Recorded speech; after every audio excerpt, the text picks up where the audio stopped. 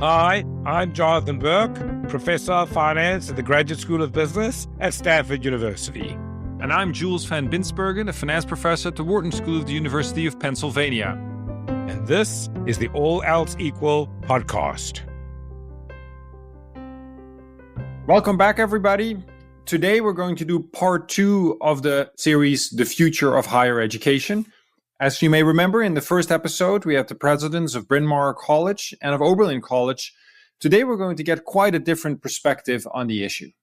So our guest today is Niall Ferguson, who is the Millbank Family Senior Fellow at the Hoover Institution at Stanford University and a Senior Faculty Fellow at the Belfer Center for Science and International Affairs at Harvard. He's one of the leading historians in the world and the author of 16 books and an award-making filmmaker as well, having won an international Emmy for his PBS series, The Ascent of Money. We've invited him to join us today because of his latest project, his involvement as one of the founders of the University of Austin, a new university specifically created to address the current crisis in higher education. Niall, welcome to the show. Good to be with you. So, Niall, what do you think is wrong with higher education today? And from an historical perspective, how do you think we got to this point? There are a number of things wrong with higher education in the United States, and I would say throughout the English-speaking world today. One is that students don't feel able to speak freely in class, which I think is a pathology, quite different from the university of my young days. The second is that many professors feel that they are engaged in some political activity rather than in scholarship and in teaching. And the third is that a new kind of bureaucratic class has sprung up in universities that has excessive and unaccountable power. And these are three very unhealthy trends. They're relatively novel. One could begin to trace their origins some decades ago, but they only came together to make higher education truly dysfunctional in about the last 10 years. And you can measure that with the escalation of cancel culture, of disinvitations, of what I would call totalitarian light behavior, where people routinely write letters of denunciation to deans and presidents. So these are the things that I think are wrong with higher education, and they're profoundly wrong. These trends create a sickness that more or less runs counter to the very idea of the university. How did we get here? How did this happen? Well, it would be lovely to say that there was one terrible thinker whose fault it is, whether it's Edward Said or Foucault. It's clearly nothing to do with ideas. They're bad ideas on the shelves of every library. The question is, why do bad ideas become institutionalized? I think the liberals who came into universities and became dominant in them after, let's say, 1968, appointed illiberals without quite meaning to, but they thought it would be a good idea. The notion that diversity, equity, and inclusion should be the explicit goals of academic institutions led down this path because those three words are used to mean just the opposite of their dictionary definitions. By diversity is meant uniformity of attitude. By equity is meant the absence of due process on campus. And by inclusion is meant the exclusion of people who dissent from the prevailing progressive orthodoxy. I think when those ideas were successfully adopted by, let's call them the academic left, they realized that having lost in the field of economics comprehensively in the 1980s and 1990s, they could wage a kind of counterattack in the field of culture and identity. And so class was thrown overboard and replaced by intersectionality and this elaborate system of a league table of victimhood. This is the kind of content of what we sometimes call wokeism.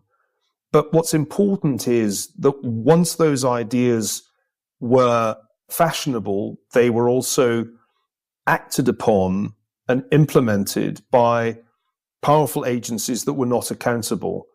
Presidents who weren't really accountable to trustees, faculty members who weren't really accountable to deans, and above all, a bureaucracy that grew like Topsy and wasn't accountable to anybody. And it's the bureaucracy dedicated to the imposition of diversity, equity, and inclusion that has caused a lot of the trouble at the major US universities. Can you fix this problem from within a university? No, I've tried. It's actually fascinating how hard it is to stop these processes once they're underway, because if you stand in the way and say, no, actually, this isn't really what we should be doing, there's a ruthless way of dealing with you.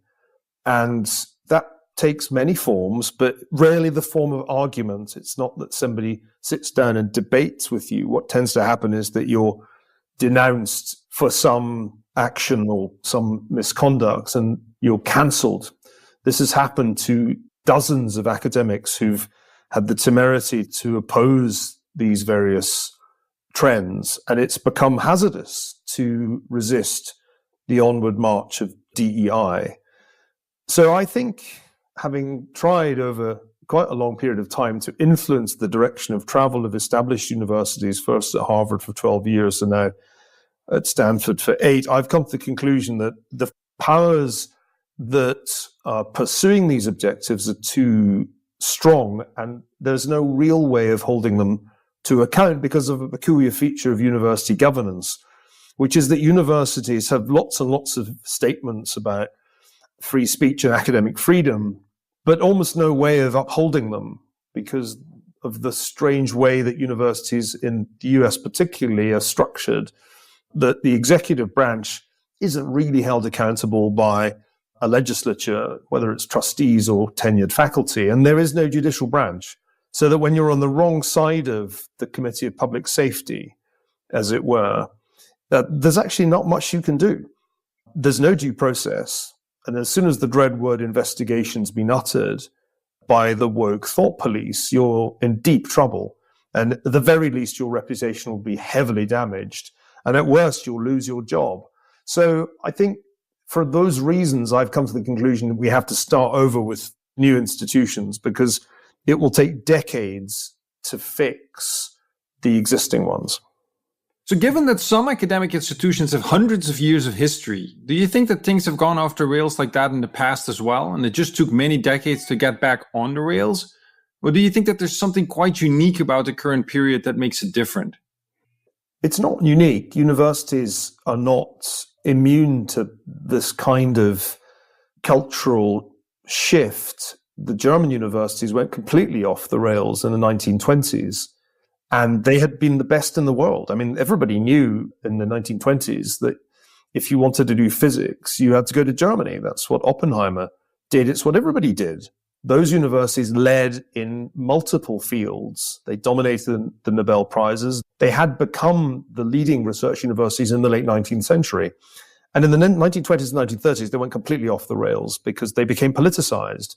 And a generation of professors and students decided to embrace radical nationalism, and when it presented itself, National Socialism. And this was a phenomenon in other countries, but in Germany it produced the most egregious outcomes, that treason of the intellectuals that Julien Baudin wrote about. I think we've got our own version of that going on in American universities today. And the fact that it comes from the left rather than the right isn't very consoling to me, because it's illiberalism either way. And it usually quickly turns into discrimination and indeed anti-Semitism either way. I mean, there are other episodes one could think of. In, for example, the 18th century, Oxford and Cambridge, which were supposedly the leading universities in England, were completely intellectually stagnant. And if you wanted to learn anything, you had to go to the Scottish universities, or for that matter, to the continent. So I don't think we should imagine that there was some golden age in which universities were wonderful everywhere and then it all went wrong. I think universities are unusual because they can last a long time. They're very long-lived institutions, but they can go off the rails and then come back onto the rails. I'm not sure that the German universities ever really recovered, though, from the 1930s and 1940s. And it'll take an awful long time for there to be quite the same intellectual leadership that they had in the late 19th and early 20th century. And I think it'll take a long time for Harvard and Yale and Stanford and the others to come back from this episode, because it's doing, and it's done immense harm to academic standards. I mean, the minute you put a political objective ahead of the pursuit of truth through scholarship, you set yourself back as an institution in really profound ways. So I'm of the view that it'll take decades, maybe more than decades, for those American universities to recover the leadership that they had established, certainly by the 1980s. I mean, it's worth remembering that they weren't the leading universities in the 1950s. If you were at Oxford or Cambridge, you looked down your nose at Harvard then. But that was because they hadn't become vastly richer than the British universities then. And the American universities started to become vastly richer in the 70s and 80s, and then they started to be able to acquire talent from the rest of the world. And if you buy talent, you become the leading universities. That's really the story of the rise of Harvard and Yale. And it's the late 20th century when they come to their peak of dominance, just like the German universities did in the late 19th and early 20th century. But I think we've kind of blown it in a really profound way in the US universities, and we'll have to start over. So tell us about the solution, starting over. Well, the American higher education sector has been quite good at creating new institutions. I mean, there was a time when it seemed like a good idea to have a university in Chicago, and very quickly, with Rockefeller money, Harper was able to do that. Stanford was another startup just over a century ago. So the US has a track record of relatively new institutions going very quickly to world class.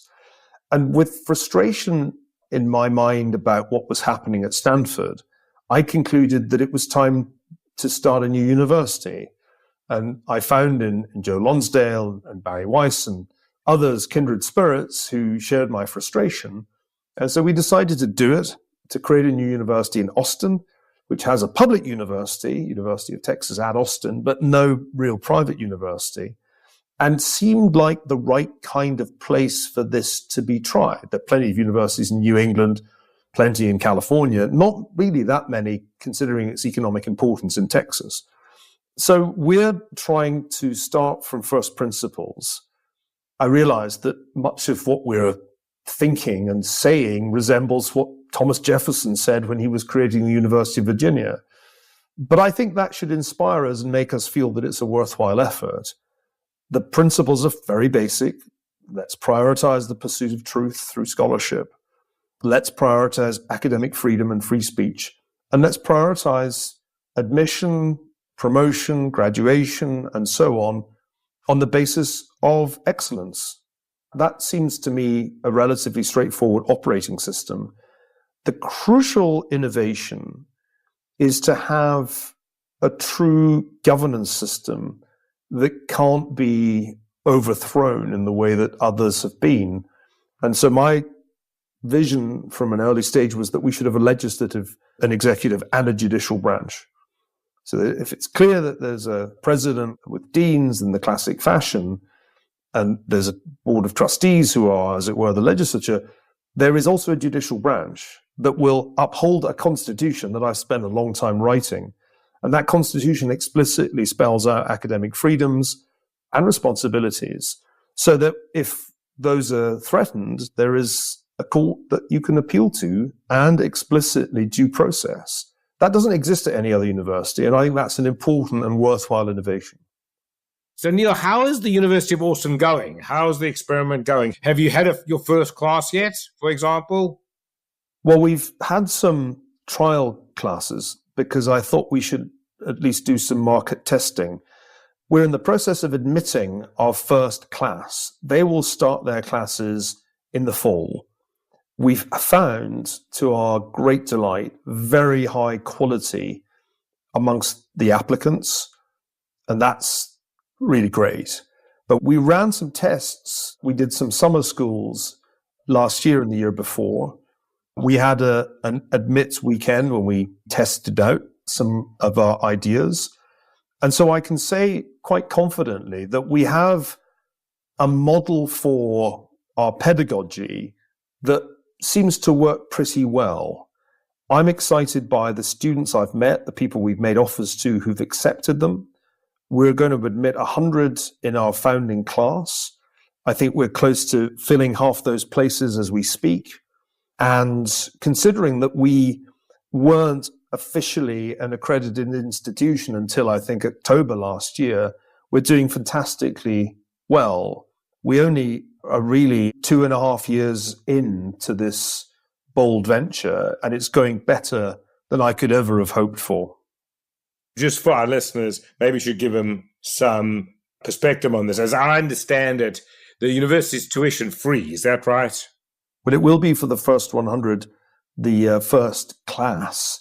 Of course, we won't be able to do that for everybody forever, but my idea was that the first 100 bold founding students should be incentivized by having 4 years of tuition completely covered. Tuition itself, I think, will be half of Harvard's. That was a kind of rule of thumb that we came up with. But the critical thing is that you're asking people to take a significant risk with a new institution, and you need to incentivize them to take that risk. What's thrilling to me is just how many people have been willing to take the risk. And I'm absolutely delighted by the quality of the students who've applied, because they're just the kind of people you'd want to teach. So Niall, we talked to a number of university presidents that clearly are taking a different path than you. And I just wanted to hear your thoughts on some of the arguments they're making. So one argument we heard is that you can achieve all of these excellence-seeking educational and research goals, as well as the DEI objectives, without there being a trade-off between the two. And I'm just curious, we know from optimization theory that you cannot optimize two things at once without a trade-off. That said, I do think that those university presidents are truly convinced that what they're saying is true. How do you view this? Well, look, it's very hard for me to believe that you can have true academic freedom if there are a whole load of things that can't be said because they're hate speech. Similarly, I think it's extremely hard for me to believe that an institution can pursue excellence if it introduces criteria other than academic potential and achievement in making its decisions. Now, what I've seen at major universities is that there are profound and, I think, irreconcilable differences between these objectives. That is to say, if you can have academic freedom except that you can't say the following things, you don't really have academic freedom. If you have a pursuit of excellence except that there has to be discrimination against male candidates and white candidates, then you don't really have anything resembling a merit-based system. And since we now know that the major universities have engaged in quite deliberate discrimination in their admissions as well as in hiring, and we know that there isn't really academic free speech because there are things you can't say. You can't criticize Black Lives Matter, to give just one concrete example. If you can't criticize that without fear of loss of employment, then I don't see that there's academic freedom. So, I mean, these things aren't trade-offs. They're fundamentally in contradiction to one another. And if you're serious about the pursuit of truth, you have to be ready for that to lead you in directions that make people uncomfortable. Similarly, if you want to have the best people, you may have to contemplate outcomes which don't perfectly mirror the ethnic profile as the census reveals it. One thing that has positively surprised me is that if I look at the undergraduate and graduate students that I teach, there's this huge demand and hunger for knowledge. And the freedom that open debate brings gives them so much happiness and relief. So once you create a classroom environment that's truly open for the exchange of ideas, I think the students really flourish. But therefore, I have such a hard time understanding why there's this group of people that think that censorship in the classroom will be successful. Why do you think they think that in the long run this will lead to anything? And can you give some historical perspective on this? Are there examples where this has worked, as you said? I think if you look at the historical examples that you mentioned earlier, it's very clear that in the long run, those universities were the losers, not the winners. Well, when universities were religious institutions, particularly at the time of the Reformation and Counter-Reformation, it was axiomatic that they existed to impose orthodoxy and indeed to persecute the heterodox. Not surprisingly, the universities were not really the great centers of learning that produced the scientific revolution. much of that happened outside their confines. It was the Royal Society, not Oxford, that was the path-breaking institution. I think we're in the same predicament that the universities were in the 16th and 17th century, where those who wish to impose conformity have got the upper hand. A good illustration of this is the way that in some university systems, there's a declaration of commitment to diversity, equity, and inclusion that you have to make, even to be considered for a position. These are like the religious tests that existed at Oxford and Cambridge right into the 19th century and limited the kind of people who could occupy academic jobs. I agree with you entirely. If you give students a truly free class, an atmosphere in which they can speak their minds and take the kind of risks you need to take as a young person, offering the answer that you think might be wrong, but you got to try it. If you can create that culture, it's enormously popular. I knew we were onto a winner when we did our first forbidden courses, that's what we called them, our first summer school. And the students, they were like the chorus of prisoners in Beethoven's Fidelio. They were so exhilarated to find that they could speak freely without downside risk, without fear of cancellation, that I actually can't remember a more exciting atmosphere in a classroom. I am convinced that if we create that kind of culture, we will quickly attract not only very talented students, but also the kind of professors who will be leaders in their fields. Because nothing is more powerful than true intellectual freedom. That's the real power at the heart of all intellectual innovation. And it doesn't necessarily inhabit established academic institutions. It often actually originates in new institutions where the new freedom is most appreciated. And that's why I'm an optimist about our project. I just think it fulfills a desperate need. If you look at the FIRE or Heterodox Academy surveys, 59% of undergraduates think they can't speak their minds in class because of fear of what their contemporaries may say. And you can find survey evidence that a really high proportion of liberal or liberal-leaning students think it's right to denounce professors or classmates who say things that they think are politically incorrect. Getting away from that culture and creating an atmosphere in which you can take a risk in an academic dialogue, to me, is hugely important and potentially very powerful. Yeah, there's another element to this, which is people complain incessantly that the country's polarized and people don't listen to the other side and don't try to learn from the other side. But our academic institutions, in saying the things you can't talk about, are implicitly communicating the message that it's okay not to listen to somebody who has a different opinion to you. I think, looking back to my undergraduate days at Oxford in the 1980s, the striking thing was how extraordinarily intellectually diverse Oxford was and how uninhibited we were as undergraduates about taking contrarian positions. That was almost what we were incentivized to do. Debate was at the heart of every tutorial, as well as at the heart of every debate at the Oxford Union. And we argued constantly. We had undergraduate societies in which we were able to go even further than was possible in tutorials. All of that has somehow disappeared and been replaced with struggle sessions like parodies of the Chinese Cultural Revolution, in which people are forced to confess their heretical opinions and recant. So I find it extraordinary. I never would have predicted back then that we would end up in a situation where there was less free speech on a university campus than in the average saloon bar.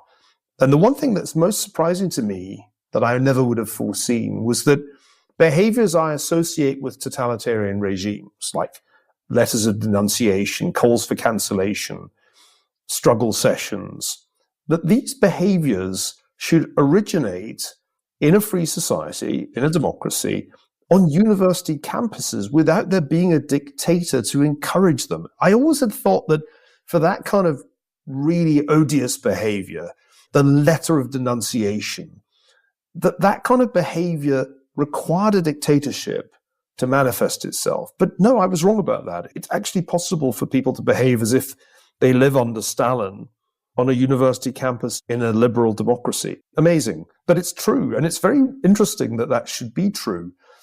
Therefore, we have a responsibility to create institutions where that stifling conformism is not only discouraged, but penalized. And what's exciting about the University of Austin Constitution is that people who try that kind of thing will find themselves on the wrong side of the university's rules. I favor a Chatham House rule in class. I don't think one should attribute what's said in class to individuals. And I think it should be a disciplinary offense to say, go on social media and say, Ferguson said the following outrageous thing in class. I think that should be prohibited. There is a need for clamping down on that kind of behavior if we're to have really free and open debate. No, but of course, the other side would argue that the irony is that you need restrictions on freedom, on people speaking out, to create freedom in the classroom. But I do think that it just illustrates that the freedom of one always comes at the expense of the freedom of somebody else. And there's a trade-off there too. I think that in that particular case, the Chatham House rule is an important protection of what can be said in class. In an age which, as Jonathan Haidt has recently shown, smartphones plus social media have created almost a mental health or ill health epidemic, we need carefully to restrict their use in educational institutions. And I would certainly want to see classrooms without phones being used to film what's said. I think that a classroom is a very delicate space. A professor has a certain authority that shouldn't be abused. This is what Max Weber was very right about. We shouldn't use that authority to indoctrinate students. We should be able to challenge them by asking difficult questions. The Socratic dialogue, in fact, works best when the professor is empowered to say contrarian and challenging things. That was how I used to teach at Cambridge and at Oxford. It would be quite wrong if one were to have those challenging questions taken out of context and posted on X or Instagram. So I think one has to create those protections because freedom is not some naturally occurring thing. It requires an institutional framework and it requires constitutional protections, both at the national level and at the level of a college and a classroom. So Niall, thanks so much for sharing your perspective with us. I think that creating new competition for the existing institutions can have large long-term positive effects. Well, that's the reason for doing it, Jules. I mean, there's no point just creating another university in Texas. That would be a slightly pointless endeavor, to be honest. The point is to compete. Chicago really did that. Stanford too. And if you can build an institution that is a magnet for talent, it's amazing how quickly in America that can start to threaten even the most powerful incumbents, because it'll just be more fun. And universities have really ceased to be fun. And indeed, they've become quite hazardous places to have fun. So if we can build a university which is really intellectually free, we'll start attracting the talent. That's my motivation. Competition to force the other universities to change. For example, the Charter, the Constitution, is a document designed to be copied. The Chicago principles aren't enough. That's the lesson of the last 10 years. And so we need to, I really feel strongly about this, show that there's a chronic problem of governance in every university. And any professor today has to understand that he or she has very circumscribed rights if the university bureaucracy decides to go after them. It's a serious issue, and a lot of people don't get it until it's their turn, and then they get it. Niall, thank you so much for coming on the show. I think your perspective is something most people should take very seriously. Thank you very much. Thanks for listening to the All Else Equal podcast.